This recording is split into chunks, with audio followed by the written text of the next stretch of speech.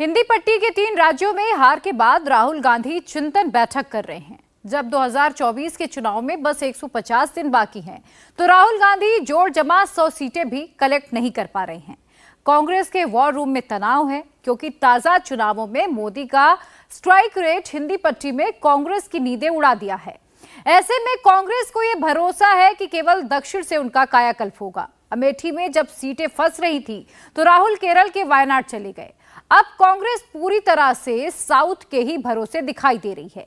मगर क्या दक्षिण की पूरी 130 सीटें भी कांग्रेस 2024 में जीत पाएगी, और नॉर्थ की जरूरत उसे क्यों पड़ेगी, आप इस रिपोर्ट में देखिए।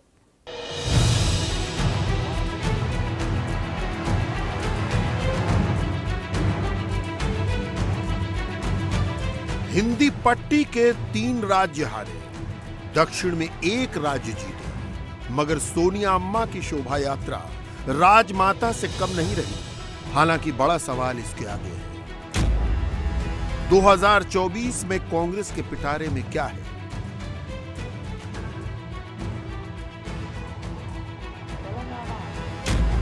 – 2024 में राहुल कितने कारगर होंगे?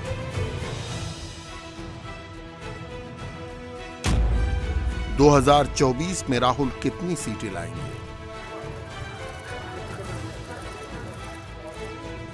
राहुल गांधी जीत के बड़े दावे कर रहे थे, वो लिख के रख लेने के वादे कर रहे थे। मैं आपको एक बात लिख के दे देता हूं अभी, कांग्रेस मध्य प्रदेश के चुनाव को स्वीप करेगी, बीजेपी वहां दिखाई नहीं देगी। मैं आपको गारंटी करके आप लिख लो। मगर राहुल गांधी के दावे आपको भी हास्यास्पद लगेंगे जब उनके पुराने बयान आप सुनेंगे। मध्य प्रदेश की जनता कांग्रेस पार्टी को 145 से 150 सीट तक देने जा रही है। तो मध्य प्रदेश में उनकी सरकार जारी है, राजस्थान में भी सरकार जारी है, छत्तीसगढ़ में भी जारी है, तेलंगाना में जारी, सॉरी उल्टा बोल दिया छत्तीसगढ़ में हमारी सरकार है, आ रही है। आपने कंफ्यूज कर दिया मुझे। राजस्थान में आ रही है, छत्तीसगढ़ में आ रही है, मध्य प्रदेश में जारी है। हिंदी पट्टी की इस हार में भी कांग्रेस जीत ही देख रही है, बावजूद इसके कि तीनों राज्यों में स्ट्राइक रेट सबके सामने है। राजस्थान में पीएम मोदी ने 17 जिलों में 17 रैलियां की। इनमें विधानसभा की 119 सीटें कवर होती हैं। 74 सीटों पर जीत मिली है, यानी मोदी का स्ट्राइक रेट 62% रहा। कांग्रेस के मुकाबले ये 33 सीटें ज्यादा है। राजस्थान में कांग्रेस की करारी हार है, मगर समीक्षा बैठक में पार्टी आला कमान नेताओं को भरोसा दिला रहा है, राजस्थान में लोकसभा हम ही जीतेंगे। राजस्थान के कांग्रेस प्रभारी को सुन लीजिए, बुलंद भरोसा और विरोधाभास एक साथ दिखेगा। और जो हमारा वोट शेयर था वो बहुत कम है बीजेपी से, और बहुत कई कैंडिडेट्स हमारे बहुत कम वोटों पर हारे। ऐसे कैंडिडेट भी हैं जो 1500 से भी कम है, उनके सब के ऊपर चर्चा हुई। और साथ ही हमने आज से ही उनको बोल दिया है कि हम पार्लियामेंट की तैयारी करेंगे, और जहाँ जहाँ कोई हमें खामियाँ रहेगी, कमियाँ थी, उनको हम पूरा करके और एकजुट होकर इलेक्शन जो है लड़ेंगे। और पिछली जो इलेक्शन है वो भी आप देख रहे हैं कि पूरी कांग्रेस एकजुट थी, और एक आवाज़ में पूरी कांग्रेस ने वहाँ इलेक्शन लड़ी। और जो हमारे लीडर्स साहबान हैं, इन्होंने भी आज कहा है कि जो पार्लियामेंट है उसका आज से ही तैयारी करनी चाहिए, और हमें फाइट करनी है, और लोगों को बताना है कि हम जीत कर आएंगे। आइए मध्य प्रदेश का रुख करते हैं, जहां कयास एंटी इनकम्बेंसी के लगाए जा रहे थे, मगर ताजा जीत ने तो पिछला रिकॉर्ड भी तोड़ दिया। अब शिवराज सिंह खुद को 29 की 29 सीट की मुहिम में लगा बता रहे हैं। लेकिन अब हमारा एक संकल्प है कि सभी 29 लोकसभा की सीटें मध्य प्रदेश की भारतीय जनता पार्टी जीते, और 29 के 29 सांसद मोदी जी के गले में कमल की फूल की माला पहनाए, पूर्ण बहुमत यहाँ मिले, इसके लिए अभियान शुरू हुआ है। और पहले हम उन विधानसभाओं में जा रहे हैं जहाँ विधानसभा के चुनाव में हम नहीं जीते। भोपाल उत्तर हम नहीं जीत पाए थे, इसलिए आज मैं भोपाल उत्तर आलोक जी के साथ आया हूँ, इस संकल्प के साथ कि भोपाल उत्तर भी लोकसभा में जीतेंगे। भोपाल लोकसभा तो जीतेंगे ही, लेकिन सभी 230 विधानसभा की सीटें भारतीय जनता पार्टी जीते, किसी विधानसभा में हम ना हारे, इसके लिए विजय अभियान प्रारंभ हुआ है। पीएम मोदी ने मध्य प्रदेश के 17 जिलों में 17 रैलियां और रोड शो किए। इनमें विधानसभा की 93 सीटें आती हैं। इनमें से 46 सीटें पहले से ही बीजेपी के पास थी। इस बार बीजेपी को 24 नई सीटों पर जीत मिली, यानी पीएम मोदी का स्ट्राइक रेट 75% रहा। मध्य प्रदेश में कांग्रेस कमलनाथ के ओवर कॉन्फिडेंस से हारी, अंदर की इनफाइट से हारी या मोदी के करिश्मे से न लड़ पाई। मगर पार्टी के प्रभारी रणदीप सुरजेवाला क्या कह रहे हैं, सुनिए। मध्य प्रदेश के सब नेताओं से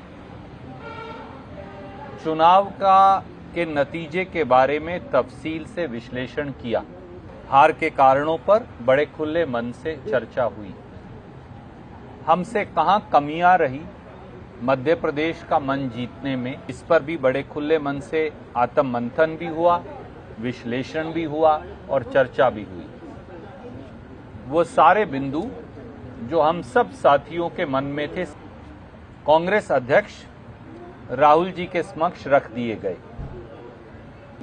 और हमने उन्हें अनुरोध किया कि विधायक दल की बैठक के लिए भी पर्यवेक्षक जल्दी से नियुक्त कर दिया जाए, ताकि वहां जाकर विधायक साथियों की राय लेकर विपक्ष का जो अगला नेता तय होना है वो भी हो और हम मध्य प्रदेश की जनता की सेवा में जुट जाएं।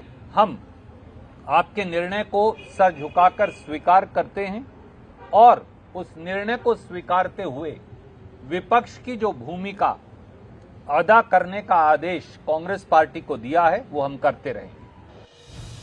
रणदीप सुरजेवाला कर्नाटक में भी कांग्रेस के प्रभारी थे। कर्नाटक की जीत ने ही उन्हें मध्य प्रदेश की जिम्मेदारी दिलाई, मगर उन्हें कमलनाथ और दिग्विजय की जोड़ी ने इतना हाशिए पर रख दिया कि वो कुछ कर भी नहीं पाए।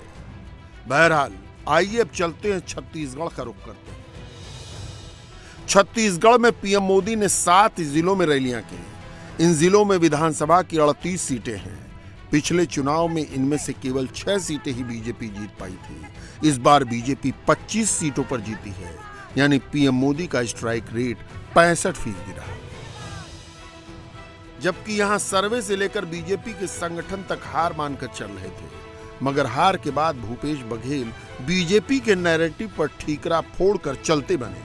अब किसको भवन में है पता नहीं चल रहा, लेकिन जवाब अब प्रभारी कुमारी शैलजा से सुनिए। ये बात जरूर है कि हम चुनाव हारे, लेकिन साथ में मैं ये भी कहूंगी कि कोई भी सर्वे, चाहे आपका नेशनल मीडिया हो, चाहे रीजनल मीडिया हो, कोई भी एजेंसी हो, हर एक ने ये कहा था कि छत्तीसगढ़ में हम चुनाव जीतने जा रहे हैं। हमारा वोट परसेंटेज विशेष कम नहीं हुआ है। हमारा वोट परसेंटेज पिछले बार के मुकाबले उतना ही रहा है, जो कि कोई छोटी बात नहीं होती। लेकिन लोगों का विश्वास हमने खोया नहीं है और लोग अभी भी हमारे ऊपर नजर डालें। आने वाले समय में लोकसभा का चुनाव आ रहा है। सभी साथियों ने विश्वास दिलाया है कि हम आगे मिलकर फिर से चुनाव लड़ेंगे, लोकसभा में चुनाव लड़ेंगे। हमारे लोगों ने प्रदर्शन भी अच्छा किया। हम कारण देखेंगे कि कई जगह वोट हमारा मार्जिन बहुत ज्यादा रहा, लेकिन कई जगह हमारा वोट मार्जिन बहुत ज्यादा हमारे पक्ष में भी रहा। तो कोई एक ऐसी बात नहीं है पैटर्न की बिल्कुल एक तरफा कोई चुनाव हुआ हो, ये कहीं देखने में नहीं आ रहा। सवाल पूछा जा रहा है कि आखिर राहुल गांधी कांग्रेस को कितनी सीटें दिलाएंगे और क्या 2024 में सिर्फ साउथ इंडिया की बदौलत वो इंडिया अलायंस को पावर में ला पाएंगे। कर्नाटक के बाद तेलंगाना में कांग्रेस ने सरकार बनाई है। हालांकि वहां बीजेपी की सीटें भी बढ़ी हैं और वोट परसेंट भी। कांग्रेस का केरल में भी स्टेक है, मगर तमिलनाडु में कांग्रेस सनातन विरोधी स्टालिन परिवार के भरोसे है। 2024 के लिहाज से सोचे तो दक्षिण के 5 राज्यों में केवल 130 सीटें ही हैं। हिंदी पट्टी के 3 राज्यों में ही 65 सीटें हैं। योगी आदित्यनाथ के यूपी में अकेले 80 सीटें हैं। पंजाब में 13 सीटें हैं, जहां कांग्रेस को आम आदमी पार्टी टक्कर देगी। पीएम मोदी जितना दक्षिण में फैलाव की कोशिश करते हैं, वो पंजाब पर भी उतनी ही नजर रखते हैं। पंजाब से खुद को बार बार जोड़ते हैं। मोदी की गारंटी की गाड़ी अब दौड़ पड़ी है। इसके जवाब में इंडिया अलायंस एकजुट होने की कोशिश कर रहा है। इसका सबसे बड़ा उदाहरण है कांग्रेस और टीएमसी का एकजुट होना। जो अधीर रंजन चौधरी ममता बनर्जी को फूटी आंख नहीं दे सकते, वो ममता की सांसद महुआ मोइत्रा के लिए संसद में किस तरह बैटिंग कर रहे थे, फिर देखने की जरूरत है ताकि सनद रहे। इसे देखिए 106 पेजेस है और सिर्फ यही नहीं, सारे एनेक्स्चर वगैरह कुल मिला के 495 पेजेस है। सर मुझे ये सवाल करने आता है कि कोई ह्यूमनली मतलब कोई हमारे कोई मेंबर जो भी हो इतना जल्दी में मतलब 2 घंटे की मोहलत, और ये 2 घंटे भी नहीं हुई है। 12 बजे के बाद यहाँ से निकलना, इसको डाउनलोड करना करते करते आधा घंटा पौने घंटा निकल चुके हैं। फिर सर 406 पेजेस है। तो आप ये कहिए कि कोई मनुष्यों की इतना क्षमता है कि इतना जल्दबाजी में सारे पेपर पढ़ ले और उसके अंदर कोई गलतियां है, कोई उस बारीकी से जानकारी लेने में वो कोई कामयाब हो सकते हैं। अब बताइए, आप चाहते हैं मर्यादा को रखते हुए, उच्च कोटि मर्यादा को पालन करते हुए हम सदन में विस्तार पर चर्चा करें, क्योंकि सर ये एक छोटी मुद्दा नहीं, ये एक नजीर बन के जाएंगे। ये जिसके खिलाफ कोई मतलब शिकायत है, ये नेचुरल जस्टिस कहते हैं, उनको बोलने का मौका देना चाहिए। और साथ साथ सर ये नया सदन ऐसा ना करे कि नया सदन एक नए कलंकित अध्याय की आगाज ना करे। ये मेरा शंका है। मगर यही अधीर रंजन चौधरी ममता बनर्जी के मल्लिकार्जुन खड़गे के बुलावे पर इंडिया अलायंस की बैठक में न आने से इनकार करने पर क्या बोले थे, ये भी सुन लीजिए। देखिए, चुनाव के पहले भी उनकी रवैया कुछ इस तरीके ही थे। इतने 5 स्टेटों में चुनाव हुई थी, कहीं हो ये तो कभी नहीं कहे कि भाई बीजेपी के विपक्ष लोगों को वोट दिया करो। कभी नहीं कहे कि बीजेपी को हराने के लिए चुनाव में आम लोग विपक्ष को वोट दो। सवाल बंगाल की 42 सीटों में शेयर का है। सोनिया गांधी टीएमसी सांसद महुआ मोइत्रा पर लगे गंभीर आरोपों के बाद भी उनकी बैकिंग कर रही थीं, उनके पीछे खड़ी थी। राहुल गांधी भी मौजूद थे, मगर ध्यान दीजिए, महुआ मोइत्रा खोजकर अधीर रंजन से मिली और उन्हें शुक्रिया कहा। लेकिन सवाल फिर वही है, हिंदी बेल्ट से सुपड़ा साफ होने के बाद क्या कांग्रेस केवल दक्षिण के भरोसे सत्ता में वापसी कर पाएगी? राहुल इंडिया अलायंस को लीड कर पाएंगे? क्या राहुल 2024 में प्रधानमंत्री बन पाएंगे? और इस वक्त एक बड़ी खबर आपको बता दें, छत्तीसगढ़ के बीजेपी प्रभारी ओम माथुर रायपुर पहुंच गए हैं। उन्होंने रायपुर में कहा कि कल छत्तीसगढ़ के सीएम का नाम तय हो जाएगा। कल रायपुर के लिए नियुक्त ऑब्जर्वर्स भी रायपुर पहुंचेंगे और उसके बाद विधायक दल की बैठक होगी, जिसमें सीएम के नाम को फाइनल किया जाएगा। हालांकि अभी दिल्ली में बीजेपी के राष्ट्रीय अध्यक्ष जेपी नड्डा छत्तीसगढ़ के जीते हुए विधायकों से वर्चुअल फीडबैक ले रहे हैं।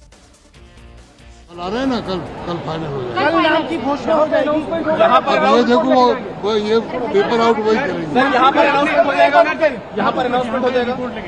ऐसा है, पर्यवेक्षक आएंगे सवेरे, अब वो क्या रिपोर्ट लेके आएंगे क्या नहीं आएंगे वो भी उनके अधिकार से होगा। वो बात करके जाएंगे या अनाउंस करके जाएंगे, तो आप इंतजार करिए थोड़ा सा। अब पता नहीं क्या क्या होगा, इंतजार करिए आप।